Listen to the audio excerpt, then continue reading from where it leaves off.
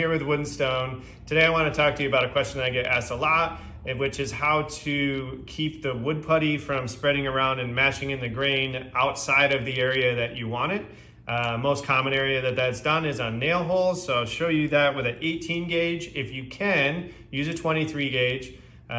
Always use the smallest nail that you can because it's less to try and hide. And I'm also going to use red oak putty, even though I'm using white oak for this presentation, just so you can see how it doesn't go outside of the nail hole. So much like most magic tricks, once you see it, it's not as exciting. Put your tape over it. Nail through the tape.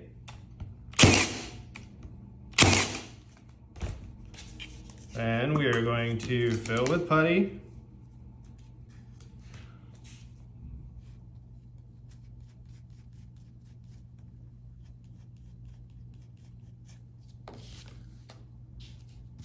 Always cover your putty back up so it doesn't dry out.